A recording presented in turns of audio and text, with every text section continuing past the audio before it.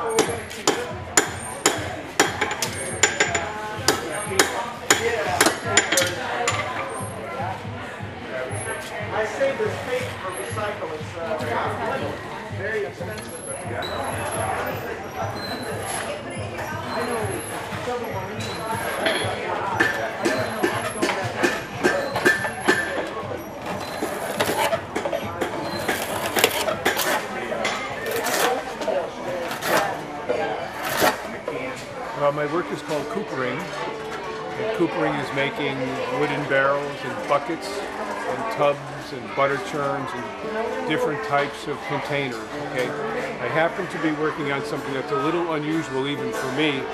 This bucket will be watertight and it looks like any other bucket, but it's made out of teak. Have you ever heard of teak? Okay. Teak is a very, very important wood because it does not rot. It has a lot of rot resistance, so for ship's decks and sailboat decks it was used a lot. And the advantage for me to use this is that it will last a long, long time.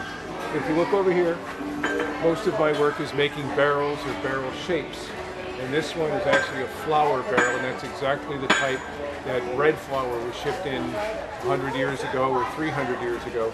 And that would hold 196 pounds of flour, putting wooden hoops on it, as you can see, instead of the metal hoops.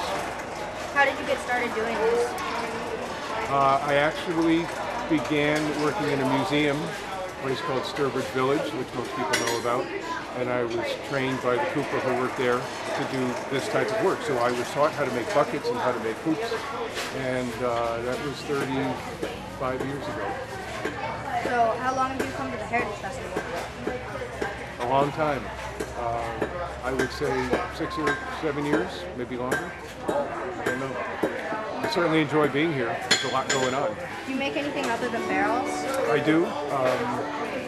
I make some furniture, and I repair some old furniture. What else do I do? I do a little bit of carpentry work, and I do some carving. The fellow who's working next to me is also a carver, but he's a professional carver, and that's pretty much what he does all the time, and he's very, very good at it. What else do I do? A little bit of wood turning, which would be turning legs for tables or turning rolling pins or baseball bats, that sort of thing. So I have a varied set of abilities in woodworking, but they're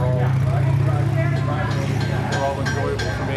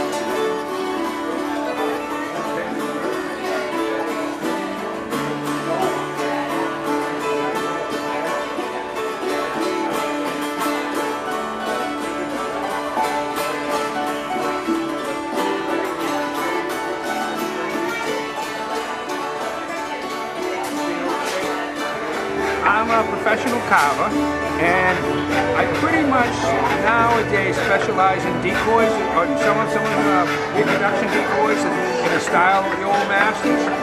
But I do some fish, and I do what I call some realistic carving, which are like songbirds, where it's really very highly detailed in woodland, and you take and it's called a stoning tool, so that you create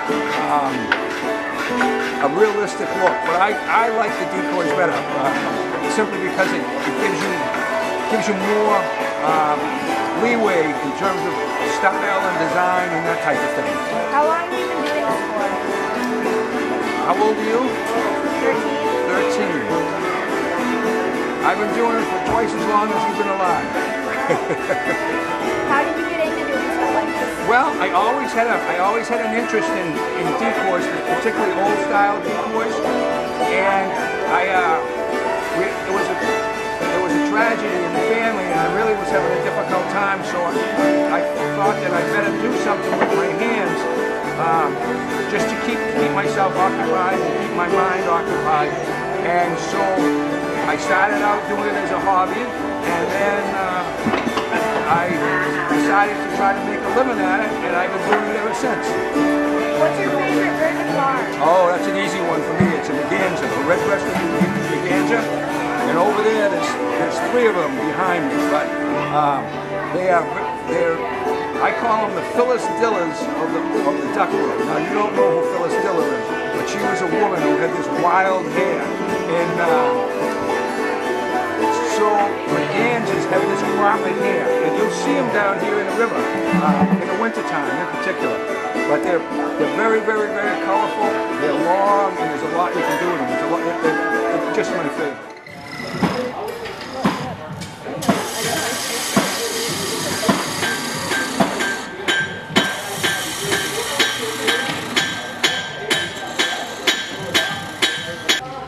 Hello.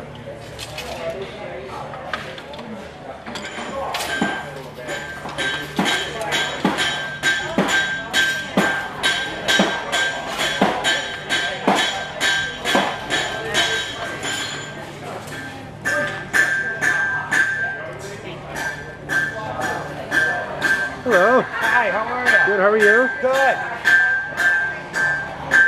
You just caught me working on a woodcut here. Yeah.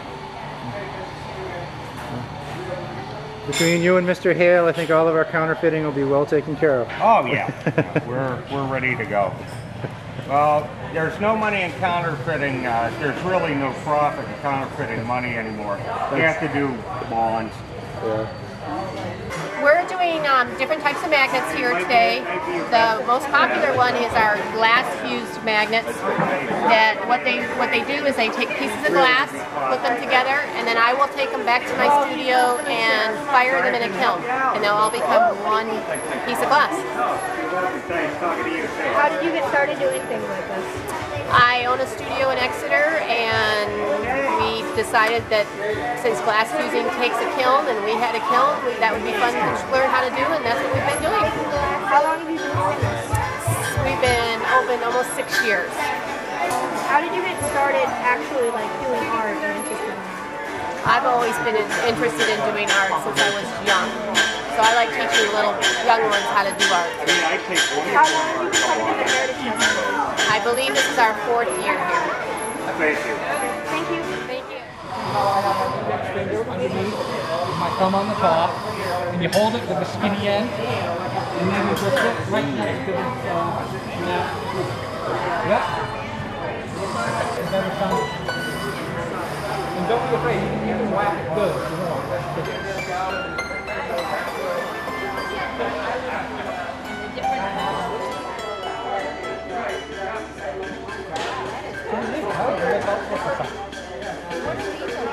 Those are also called balsam. Those are Appalachian balsams. I mean, the only thing they have in common is the name. Yeah, it's the Latin root for dulcimer is dulce mellos, meaning sweet sound. So I assume that's probably why they named that. Because this, it's more an American folk instrument.